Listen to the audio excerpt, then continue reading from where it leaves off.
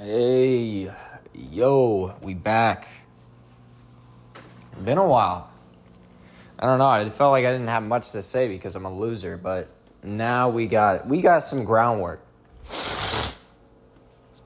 I ended up running 65 miles last week, but all the difference is I did all in doubles. So even though I only ran 65 miles, I didn't do a long run Saturday just because my legs are dead. And I was still on, two pretty solid lactate threshold workouts. Although I didn't go long because I'm still introducing back into the fatigue or whatever you want to call it. So, yeah.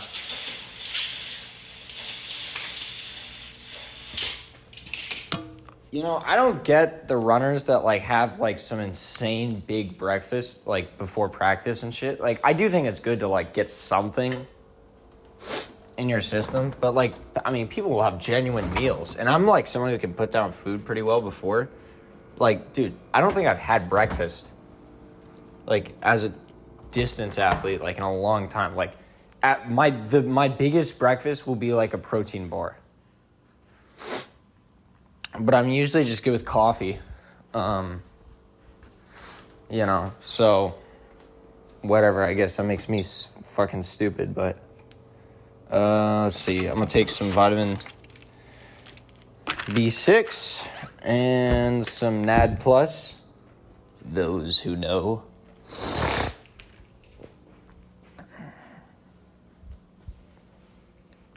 All right.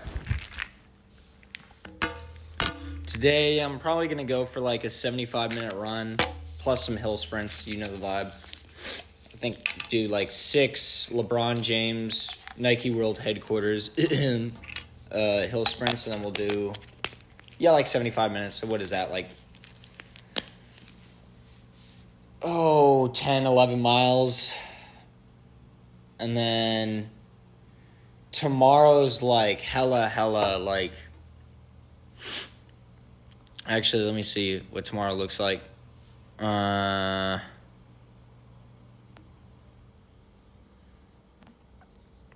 tomorrow... Wait, let me make sure I have this right. Yeah, so tomorrow is a 4K breakdown plus 6 to 10 by 200. So 1,600, 1,200, 800, 400, basically all out. The 1,600 is at 5K pace, but you all know, no one runs the paces, right? They run off of effort. So, not an insanely high volume, but it's going to be insanely high intensity. It's literally 3 minutes rest for all of them. So this is some Grant Fisher peaking, I'm about to break the world record type workout. And then some 200s after, which are also supposed to be really fast and are 90 plus seconds rest.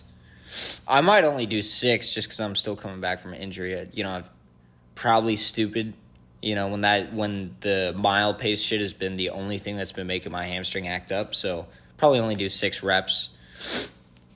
Might not even do the 200s if the 400 is already brutal, Might have to cut it early. Wednesday is just another easy run with hill sprints, so probably do the same thing. probably do 70 minutes instead of 75. And then next day is kind of an easy day, and then pre-meet, and then I have a race on Saturday, Lewis and Clark opener. And unfortunately, there's no 10K, so I'm going to have to do the freaking 5K. Not that upset about it, but it's just being honest, dude, if, reaching, if I just have the best race of my life and everything goes right, then I'm running, 15:50. To put it in perspective, I haven't seriously trained other than this week in the last 2 months. Since winter break, I have basically not been, seriously training because I've been off and on. So, I've done a workout here and there. I've done a long run here and there, but I've never actually had like a full week of training till this week. So now that could be a blessing in disguise because I just don't have that much fatigue. And, you know, I do like respond very well to training. So I do think, you know, and I remember like one of my best cross country seasons in senior year of high school was literally I didn't run for a month and then started the season. Now, to be fair, I did kind of like race myself into shape because you can do that in high school. Hold on. Oh. I'm the only one that can barely swallow pills. All right. I literally just learned how to swallow a pill at 18.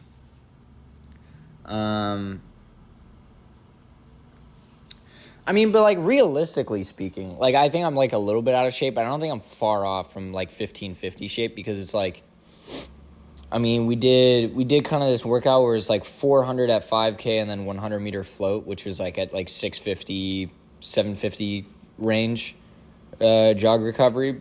And it was like 5 reps, 2 sets of that. And I was getting down to like 76. And it wasn't like hard on the legs, and it wasn't really that hard on the cardio. Now, it wasn't that much like mileage. Like, what is that?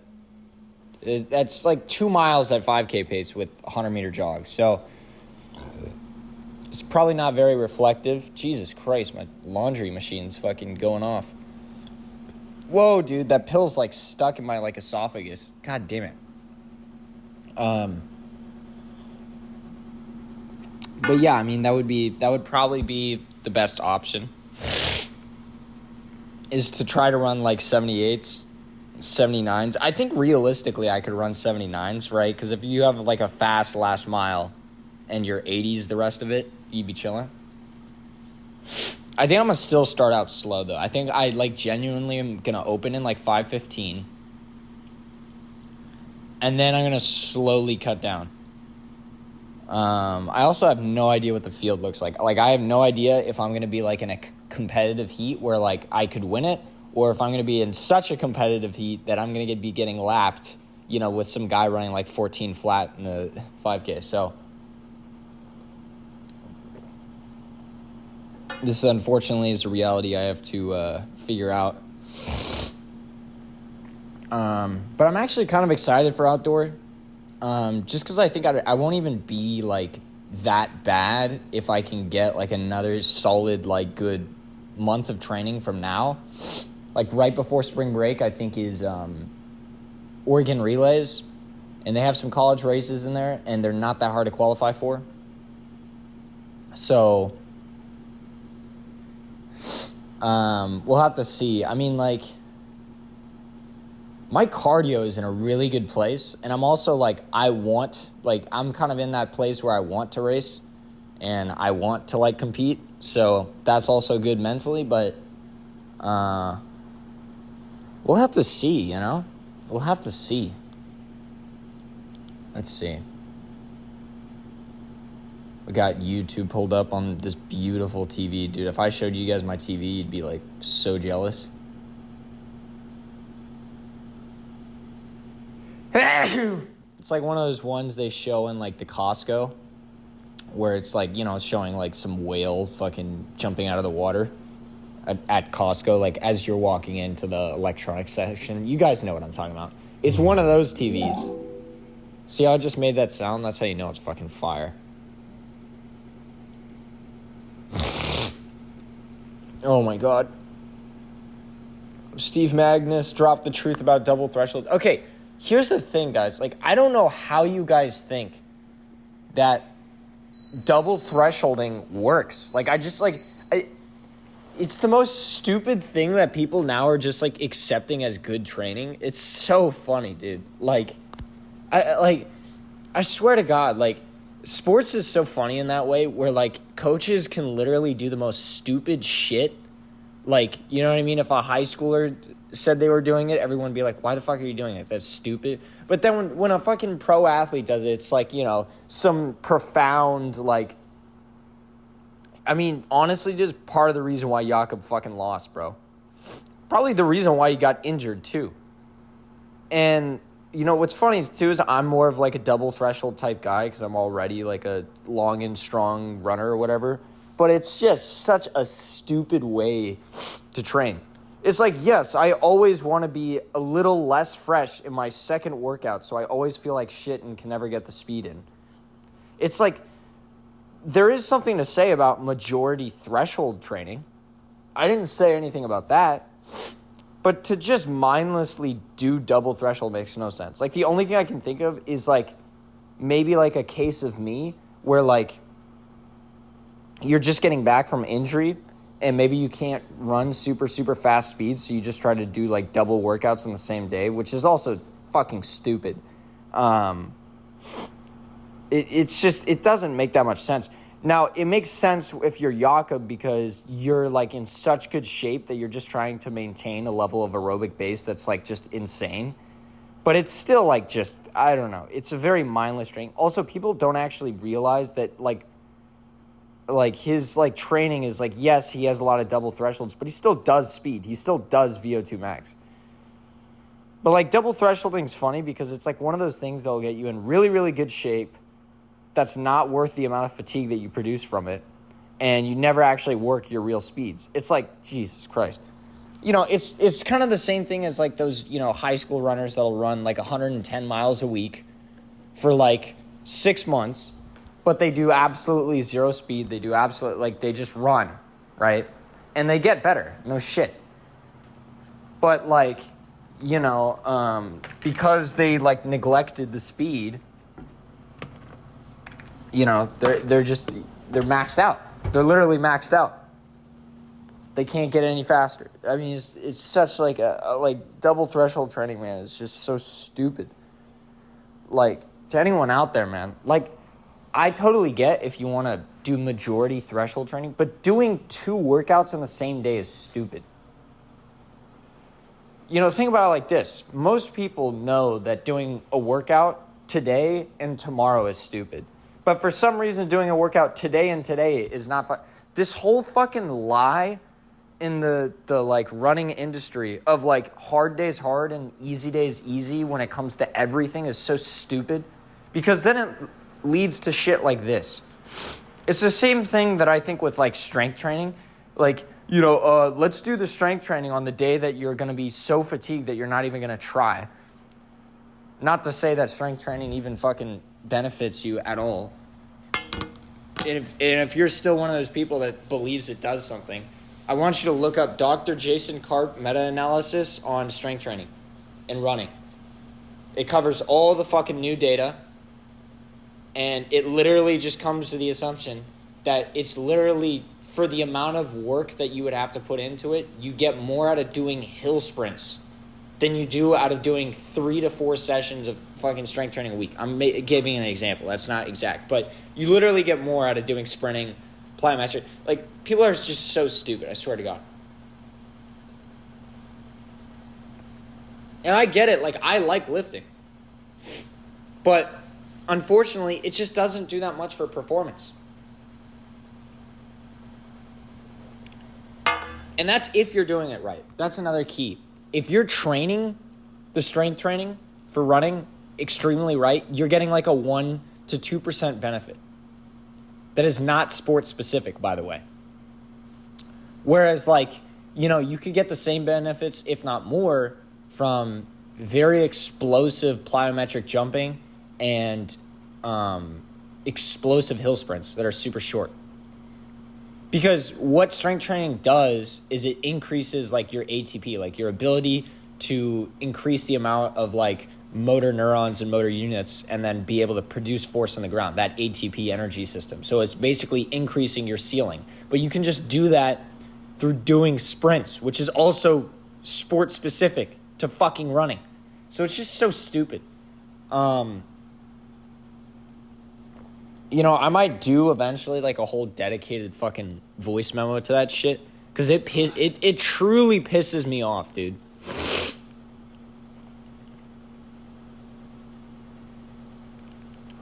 Also, by the way, the only time like double threshold would maybe work is like when you're doing marathon training. Then I could maybe see which is funny because most marathon trainers don't fucking do it. So it's like, I genuinely can't think of maybe more than one marathon runner who does double thresholds. I could be wrong. The only team I can think of that does it is Tin Man Elite, but I could be wrong, like I said. And then you have the other side of training, right? Where it's the fucking, it's the, like, American coaches where just everything's a breakdown or a cut down and you're never working the same pace. It's just like, you know, you do, like, mile, 12, 1K, 800, 400, you know, and you just do, you know, sets and reps of that. And at the end of the day, dude, like, the best training is just work the same energy system the whole time. And then when you need to specify, that's like when you're in the race competition phase, then you change your workouts to, like, do a specific practicality. You know what I mean? You don't do that as your base training. Right? Like, if I'm a coach, I'm never writing a cut down workout in the base phase of training. And you literally have coaches doing this. It's stupid. Because it also, like, forces those athletes to, like, want to literally run all out like it's a race. And it's just like, no, you're supposed to just max the amount of volume in an energy system. Right? So if I'm trying to accumulate as much threshold volume as possible, I'm just going to pick 1K repeats. And then, like, okay, you know, to those saying, well, then how about when they get fatigued? It's like, okay, well, then we'll cut it down to 800-meter repeats at the same pace, but you're just trying to get more volume. With the same rest, same pace. But, like, you see what I'm saying? Is, like, most of, like, the really good training, and I think things that I take away from Jakob's training, right, is you don't see that cut-down bullshit that Americans do. You see, like, it's not a fun workout. You repeat the same thing over and over again, which I think there's something to that for younger athletes like me, is, like, being able to hyper-focus on just one distance repeat. This is the other thing, too, is people not doing the same workout enough over and over again, because doing that, you're able to progressively overload the stimulus, right? So, like, for example, let's say, and I've tried this, too, so anecdotally speaking, it works for me. I'm not saying it works for everyone. But, like, what you do is you pick your, like, track session day, and what you do is, like, for me, it was 400s. And you start at 12 by 400, 70 seconds, right? 1 minute rest. And every week, you add 1 400. And you do this in your base phase, where you're just trying to build as much base fitness as possible. And this way, you're able to literally track your progress in fitness.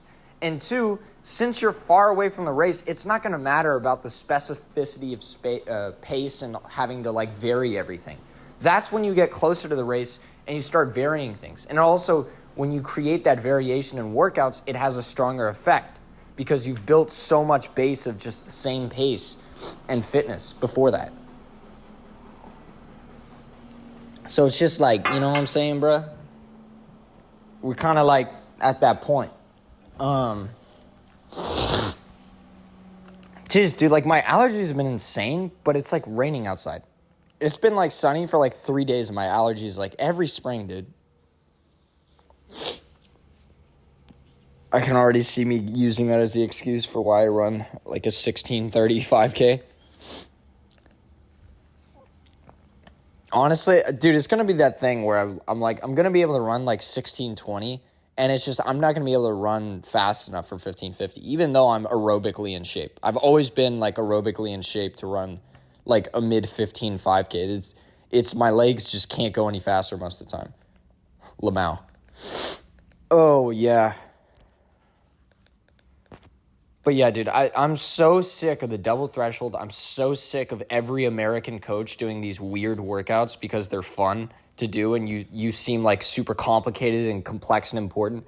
And it's just like most athletes are going to benefit from repeating the same thing over and over again. Let's be honest, dude. You know what I mean? And it's not because of that, like, philosophy in general. Like, I'm not saying, like, oh, you have to work one pace. I'm saying, like, it's because you can hyper-focus on it. And let's be honest, like, most athletes are, like, ADHD. It's the reason why they like running. You know what I mean? Like, at least for me, dude, I am such a neurotic, anxiety-driven, and like, I have extreme executive dysfunction that I need to have something that I can just hyper focus on. That's part of the reason why I chose 400 meter repeats is it's one lap. It's very easy to understand a workout. There's nothing worse to me, like in terms of anxiety, when it's a workout that I have no idea like what we're doing, because it's like, 4 different types of rest schemes and you're throwing in 40 different types of reps. Like I said, it's like that's something maybe you do in the racing phase because you're trying to like have someone like practice thinking a lot while they're like under a huge amount of physical stress. But it's just like, I like things simple, clean, minimal, But, that's how I feel about that. That is how I feel about that.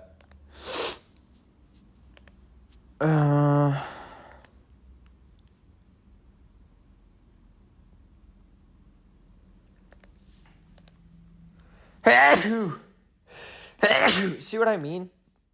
Ease. Oh, damn, that's a 6th synth. So Dahmer just it's a Dahmer B1 analog. I actually kind of hate how that synth sounds.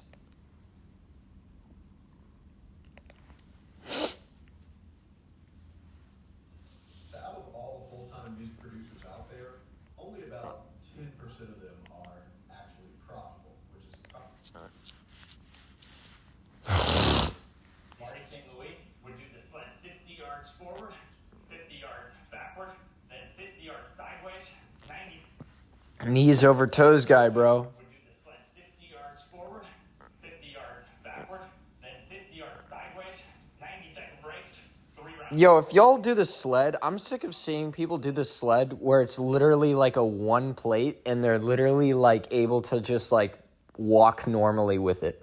It's like, if you actually want to get something out of doing like the sled pulls and sled pushes, which you also should not be doing unless one, you're like a Division I football player, or the other side of the spectrum, you're like some old person that can't do anything full range of motion, then I guess it's a great exercise, but like it should be hard. It should be heavy.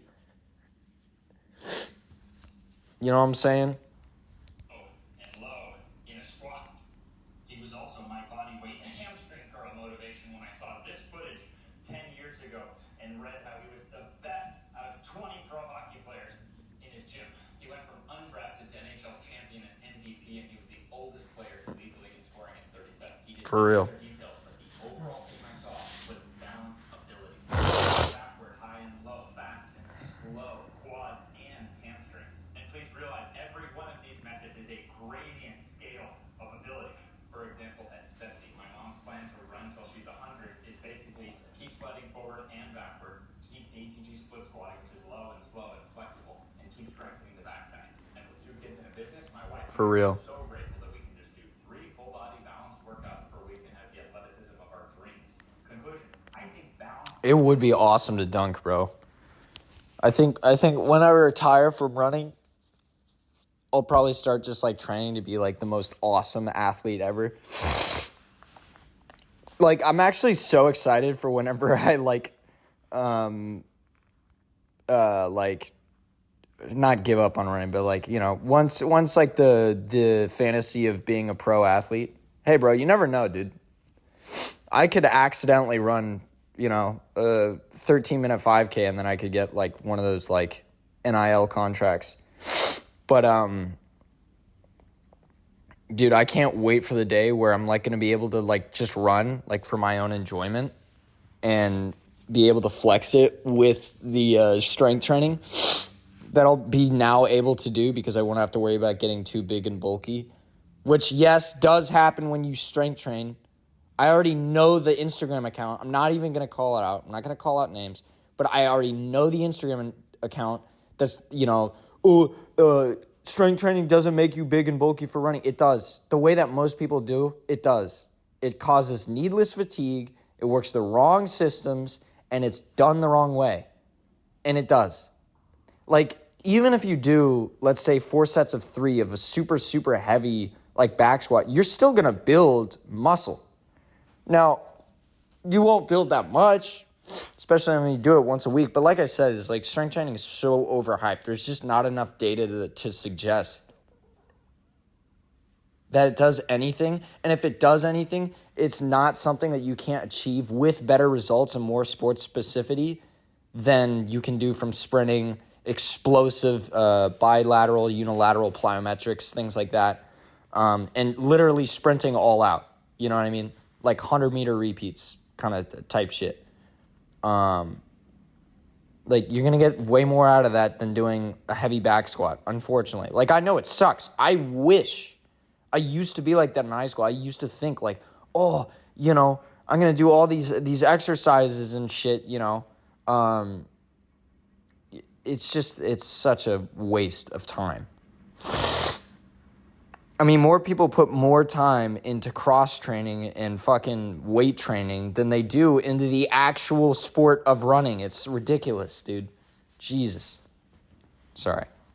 It is a natural law of exercise for longevity, but how you apply that is an art. Thanks to Martin St. Louis for helping open my eyes to this. Thanks to your trainer, Ben Prentice, and thanks to your teacher, Charles Baldwin. Now my amazing wife and I are going to attempt a technique demo.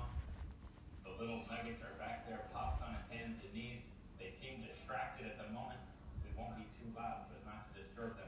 So hopefully they don't want mama in the middle of this shoot. All right, on the sled. Two main questions on this one. Number one, how much weight to use?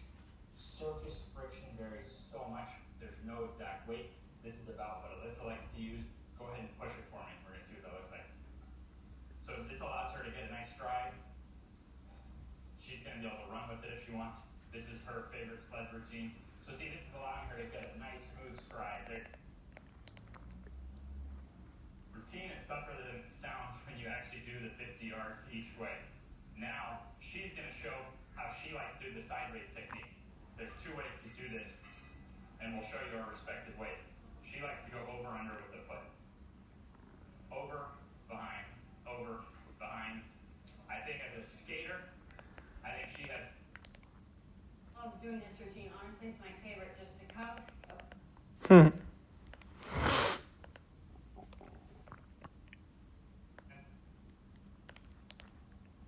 I do split squat once a week. It scales to a variety of levels. You work in flexibility, strength. You can assist.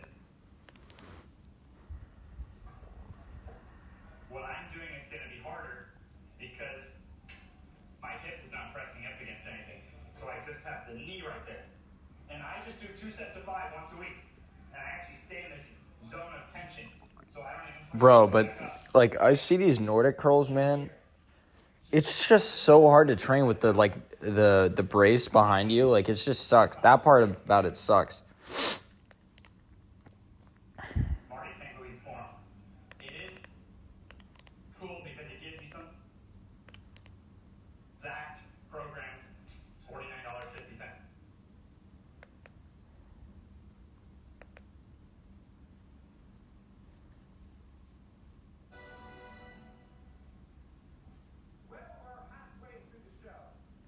I didn't watch the Academy Awards last night. Of course, Honora won, bro. Everyone knows The Substance should have won. Well, actually, no, not everyone knows. The Substance should have won. It's the most original movie. Nothing like that's been done before. Also, the level of like graphics and effects for a $17 million budget. I know everyone was on about Honora being $7 million. Watch The Substance. Watch the special effects and everything. For 17 mil is insane.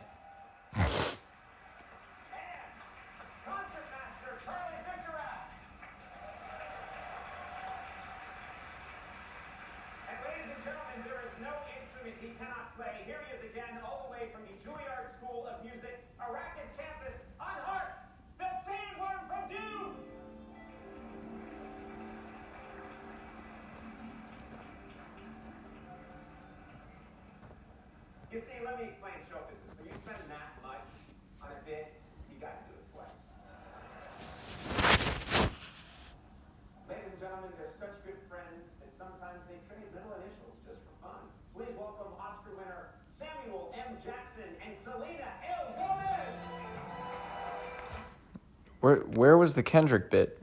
I don't even know.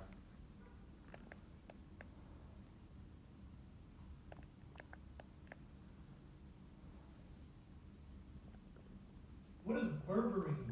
And is it true that it can do all kinds of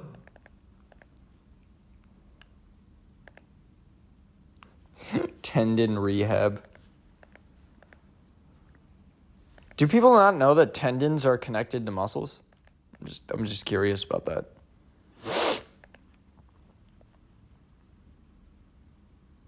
reading? I think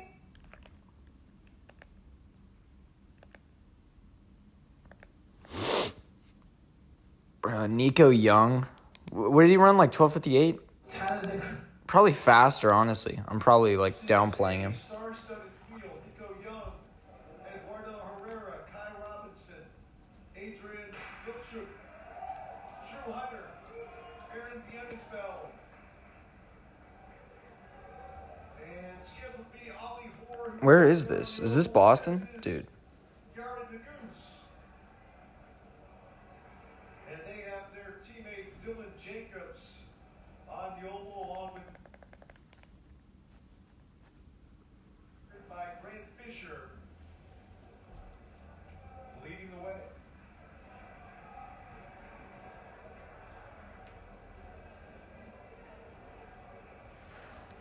Yeah, Nico Young starts in the back, works his way up. Super smart running. Field of 11 as Nagoose steps aside. But that's enough for me. And Ollie Hoare still on the oval. Again, they got a couple teammates sitting back right now. Damn, 4:19 at the mile. Dylan Jacobs Probably was actually faster at the mile. I'm probably reading that wrong. and Ford. Dude, once you're like sub 14 a mile, like, dude, it's like, you know what I mean? Like, are you even human anymore at that point?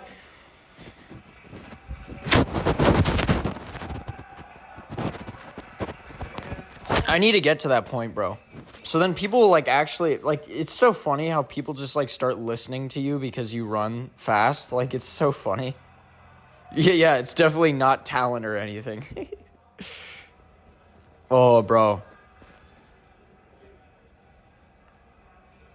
I want to be the next Adrian Wilsku, bro.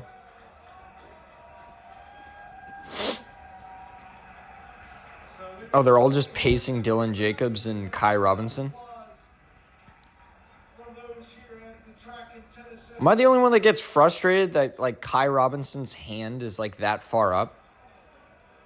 It's very unsatisfying. In contact with our leader, Anthony Cameron. That's me not talking trash, by the way. I'm just saying it's an observation.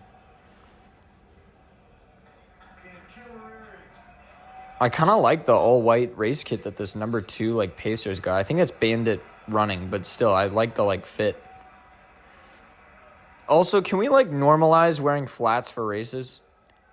I'm kind of sick of the spike culture, bro. Because it's like spikes are just inferior to carbon-plated shoes. Like, I genuinely run faster. And like, I don't know if it's because I'm like a heavier guy for a runner, but I'd like genuinely run faster in carbon-plated shoes. Probably one, because it's carbon-plated. But two, it's like, I feel like just spikes, like, you just absorb all the impact in your calves and shins.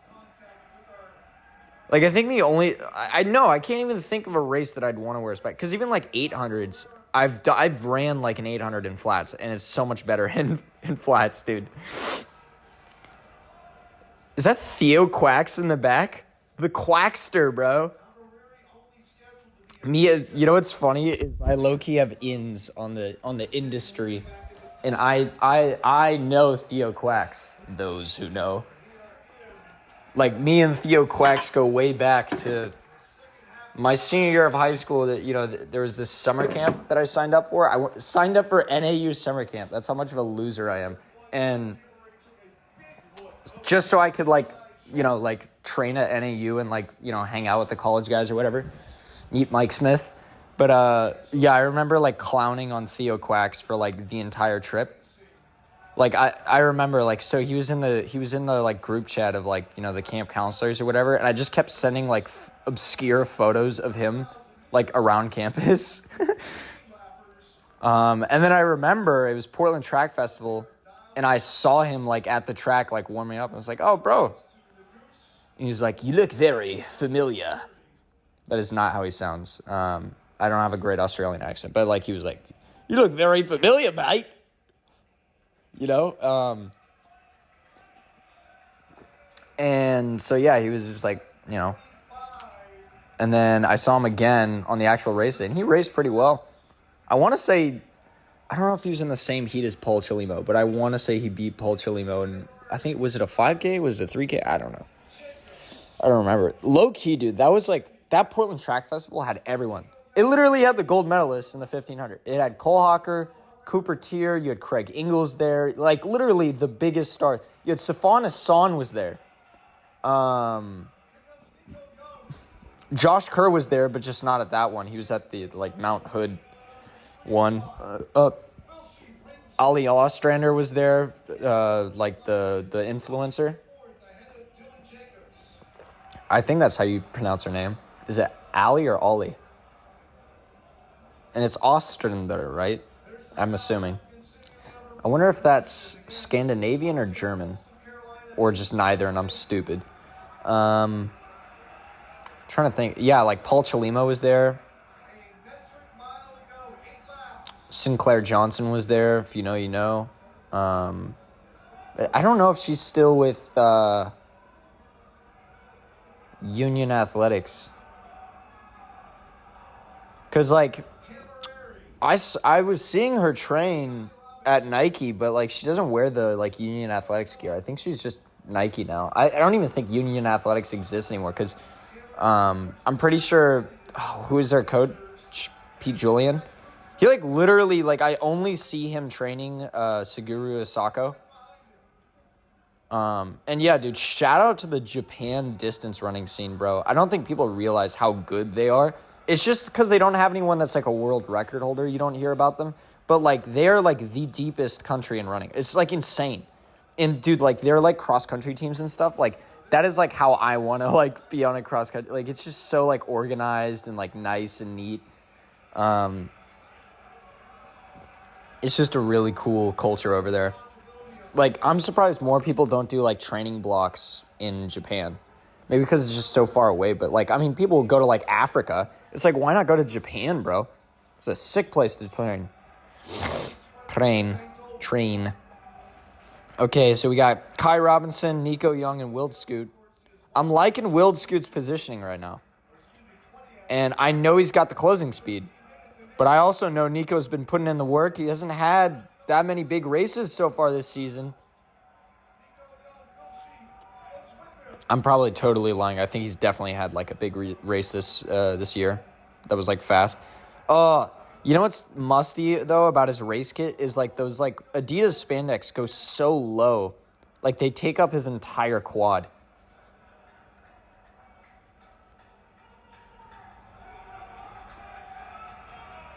I actually have met Nico, by the way. No, Theo. I don't know if Theo just dropped out. I think he dropped out.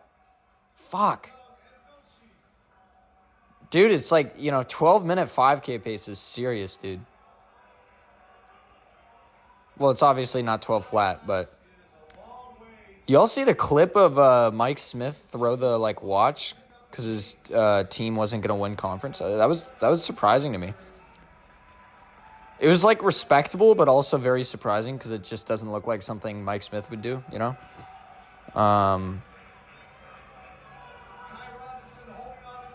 Ooh, Wild Scoot's right there, bro. Is it Wild Shoot or Wild Scoot? I don't know.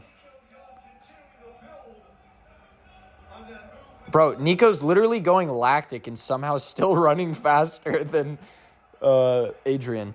This is insane. Come on, Adrian. Because last year, Adrian... Was it last year? I think it was last year. This same exact race, Adrian destroyed him. It's one of my favorite races, actually. It's such a great race. I'm also very pro Hoka, so...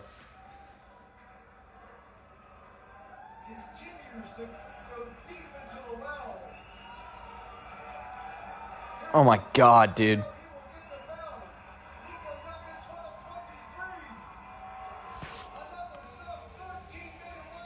Oh! Oh! Go! Oh, yeah. Okay, 29.4 is insane. Laps remaining by Nico Yo. Coming for home and a big PR for Nico Yo. 12.51? Are you serious, dude? 57.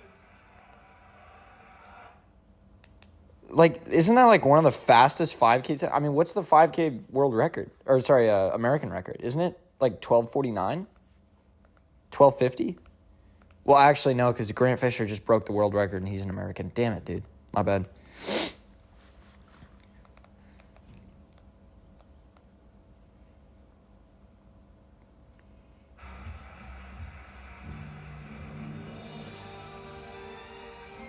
Please welcome Ben Stiller.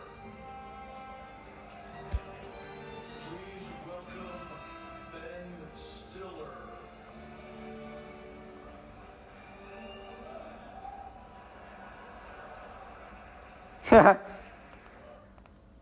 Oh, my God.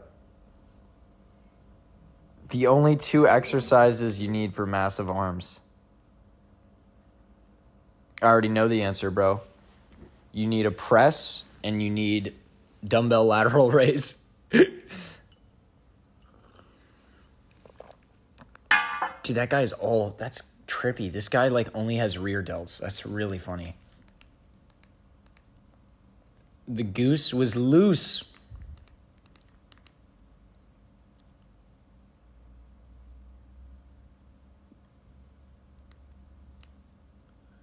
What else we got going on? Let's see if there's anything else to yap about.